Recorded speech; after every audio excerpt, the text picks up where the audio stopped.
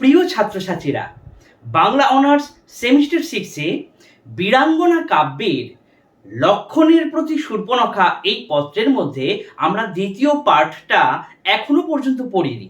আজকের এই ভিডিওর মধ্যে আমরা সেকেন্ড পার্টটা চলো পড়ে নিই। ভালো করে প্রত্যেকটা লাইনের অর্থ তোমরা বুঝে নাও। যত দূর পর্যন্ত আমরা পড়েছিলাম তারপর থেকে আমরা শুরু করছি। দেখো, বলছে, কি আর কহিব তার, যতক্ষণ তুমি থাকিতে বসিয়া নাথ, থাকিত দাঁড়ায়ে প্রেমের নিগড়ে বদ্ধা এ তোমার দাসী। তুমি ওই পথে বা ওই যে গাছের তলায় তুমি দাঁড়িয়ে থাকতে এবং আমি তোমার দিকে সেই সূর্যমুখীর মতো নয়ন তুলে আমি যেমনভাবে দেখতাম, তুমি যতক্ষণ থাকতে আমি ততক্ষণই তোমার দিকে তাকিয়ে এক টানা আমি বসে থাকতাম। তারপর বলছে, গেলে তুমি শূন্যাসনে বসিতাম কাঁদি, গেলে তুমি শূন্যাসনে বসিতাম কাঁদি।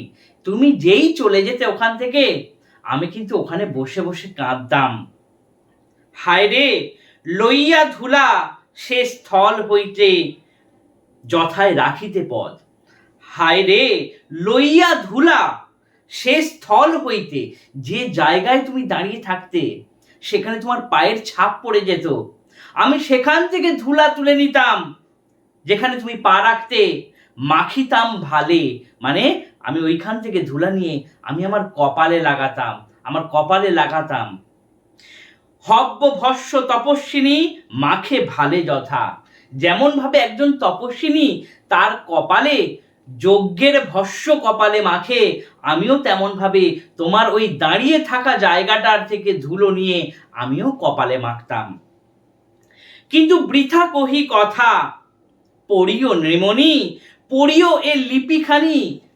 এখানে এখানে শূর্পণখা সংশয় প্রকাশ করছে। সে বলছে যে আমি জানি আমি এটা হয়তো এমনি বলছি, কিন্তু তুমি পড়বে কিনা তার কোনো ঠিক নেই এই আমার পত্রটা। তবুও মনের আশা যে তুমি একবার হলেও আমার এই পত্রখানা পড়ে দেখো। এ মিনতি ও পদে, তোমার পায়ে মিনতি করছি যে তুমি আমার এই পত্রটা একবার পড়ে দেখো। যদিও ও হৃদয়ে দয়া উদয়ে যাইও গোদাবরী পূর্বকূলে, যদি এই পত্রটা পড়ে তোমার মনের মধ্যে বিন্দুমাত্র দয়ার উদয় হয়, তাহলে যেও গোদাবরী নদীর পূর্বকূলে। ভালো করে, এটা কিন্তু শর্ট প্রশ্ন। বসিব সেথায় মজিত কুমুদি রূপী আজি সায়ংকালে, আমি সেখানে সন্ধ্যাবেলা মজিত কুমুদি মানে প্রস্ফুটিত না হওয়া একটা কুঁড়ি ফুলের মতো আমি সেখানে তোমার জন্য সন্ধ্যাবেলা অপেক্ষা করব। তুষি ও দাসীরে আসি শশধর বেশে, চাঁদের আলো পড়লে সন্ধ্যামণি ফুল যেমন ফুটে ওঠে, ঠিক তেমনি তুমিও এই কুঁড়িটাকে প্রস্ফুটিত করার জন্য চাঁদের আলোর মতো এখানে এসো। তারপর দেখো, লয়ে তরি সহচরী থাকিবে তীরে, মানে তোমাকে তো পূর্ব তীর থেকে যে পশ্চিম তীরে আমি থাকবো সেখান থেকে নিয়ে যাওয়ার জন্য তোমাকে কিন্তু নৌকা থাকবে তোমার জন্য, এবং আমারই কোনো সখী ওই নৌকা নিয়ে তোমার জন্য অপেক্ষা করবে। সহজে হইবে পার, নিবিড় সে পারে কানন বিজন দেশ, এসো গুণনিধি। বলছে সেখানে কেউ নেই, সেখানে নিবিড় কানন, সেখানে বিজন দেশ, কোনো মানুষের পদচিহ্ন নেই, সেখানে আমি থাকবো আর তুমি থাকবে, তাই এসো তুমি। তারপর বলছে, দেখিব প্রেমের স্বপ্ন জাগি হে দুজনে, আমরা দুজনে মিলে সেই বিজন দেশে যেখানে আমি আর তুমি ছাড়া আর কেউ নেই, আমরা দুজনে মিলে প্রেমের স্বপ্ন দেখব।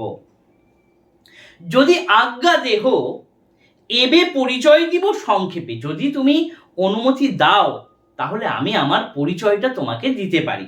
দেখো এখানে কি পরিচয় দিচ্ছে। বিখ্যাত নাথ লঙ্কা রক্ষপুরী স্বর্ণময়ী, রাজা তথা রাজকুলপতি রাবণ। বলছে বিখ্যাত লঙ্কাপুরী, সেই লঙ্কাপুরীর রাজা, রাক্ষস রাজা রাবণ, আর আমি তার দাসী, আমি তার ভগিনী। ভগিনী মানে বোন। তারপর বলছে, লোকমুখে যদি না শুনিয়া থাকো, নাম শূর্পণখা। কত যে বয়স তার, কি রূপ বিধাতা দিয়াছেন, আসু আসি দেখো নরমণি।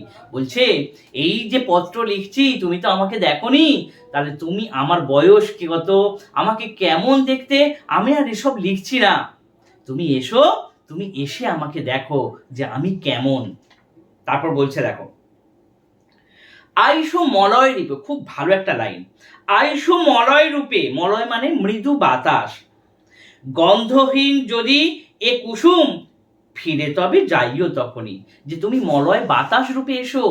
যদি মনে হয় এই ফুল, অর্থাৎ এই আমার যৌবন একেবারে নিরর্থক, মানে কোনো যৌবনের কোনো রস রূপ কিছুই নেই, তাহলে তুমি ফিরে যাও, তাহলে তোমাকে আসতে আমি বলবো না। অর্থাৎ আমি যদি তোমাকে ভক্তি করতে, শ্রদ্ধা করতে না পারি, আমি যদি সেই প্রেম দিয়ে তোমার মনকে তুষ্ট করতে না পারি, তাহলে তুমি চলে যাও, আমি তোমাকে ডাকবো না। তারপর আরো বলছে,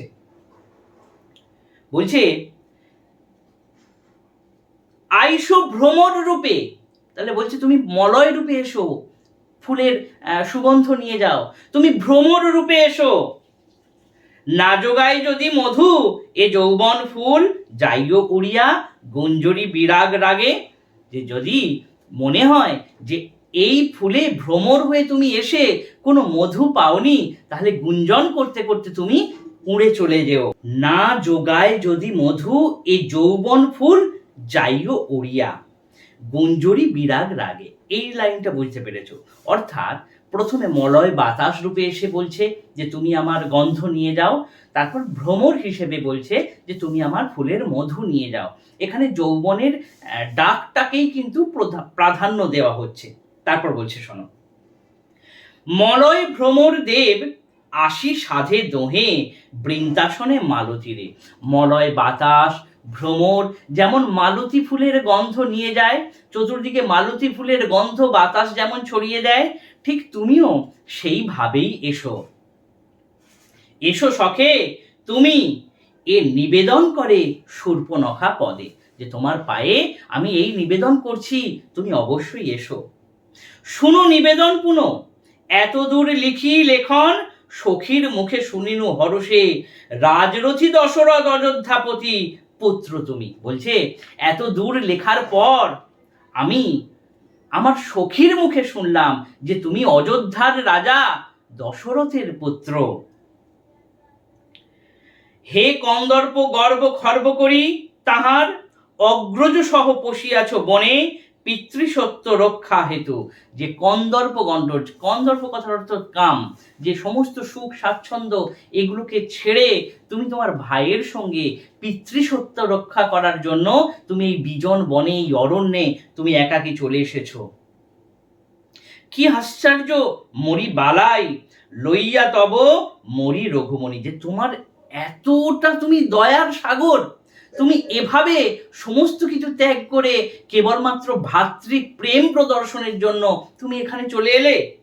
দয়ার সাগর তুমি, তা না হলে কহ, তা না হলে কভু রাজ্যভোগ ত্যাজিতে কি ভাতৃপ্রেম বেশি। বলছি তুমি তো দয়ার সাগর, তোমার এতটাই দয়া, তা না হলে তুমি কি করে রাজ্য ত্যাগ করে, রাজ্য সুখ ত্যাগ করে তুমি এই বিজন বনে চলে এলে? নিশ্চয়ই তুমি দয়ার সাগর। আবার বলছে, দয়ার সাগর তুমি করো দয়া মনে। বলছে তুমি তো দয়ার সাগর, তাই আমাকেও একটু দয়া করো। প্রেম ভিখারিণী আমি তোমার চরণে, চলো শীঘ্র যাই দোহে স্বর্ণ লঙ্কা ধামে। যে আমি একজন প্রেম ভিখারিণী, আমি প্রেম চাইছি, তাই তুমি তো দয়ার সাগর, তুমি আমাকে সাহায্য করো, তুমি আমাকে দয়া করো। চলো আমরা স্বর্ণ লঙ্কাপুরীতে যাই। সমপাত্র মানি তোমা পরম আদরে, অর্পিবেন শুভক্ষণে রক্ষ কুলপতি, দাসীরে কমল পদে। ভালো করে শোনো, আবার লাইনটা বলছি। বলছে সমপাত্র মানি, মানে আমি তো রাজকুমারী, তাই আমার সমান মর্যাদা দিয়ে তোমাকে পাত্র হিসেবে বেছে নেওয়া হবে, এবং তোমাকে সেই মূল্য বা সেই যথাযথ সম্মান প্রদান করে আমি সর্বদা তোমার দাসী হয়েই থাকবো। কিনিয়া নৃমণি অযোধ্যা সদৃশ রাজ্য শতেক যৌতুকে হবে রাজা। বলছে অযোধ্যার মতো শত রাজ্য তোমাকে যৌতুক দেওয়া হবে এবং তুমি তাদের রাজা হবে। দাসী ভাবে সেবিবে দাসী, আমি সারা জীবন তোমার দাসী হয়েই তোমার সেবা করব। এসো শীঘ্র প্রাণেশ্বর, আর কথা যত নিবেদিব পাদপদ্মে বসিয়া বিরলে। আর কিছু লিখছি না, আর যা কিছু কথা আমি তোমার পায়ের কাছে বসে তোমাকে আমি সব বলবো। ক্ষম অশ্রু চিহ্ন পত্রে, লিখতে লিখতে না শূর্পণখা চোখ দিয়ে জল পড়ছে, যদিও এটা আনন্দের চোখের জল, সেই চোখের জলে পত্র ভিজে গিয়েছে। তাই সেই জন্য বলে দিচ্ছে যে পড়তে পড়তে যে সমস্ত জায়গাগুলো ওই চোখের জলে ভিজে গিয়েছে আমার, এই জায়গাগুলো একটু ক্ষমা করো। আনন্দে বইছে অশ্রুধারা, লিখেছে কি বিধাতা এ ভালে হেন সুখ প্রাণ শখে। ঈশ্বর কি আমার কপালে, বিধাতা কি আমার কপালে সেই সুখ দিয়েছে যেটা দিয়ে আমি আজ তোমার কাছে বসেই আমার আনন্দের কথাটা তোমাকে আমি বলতে পারবো।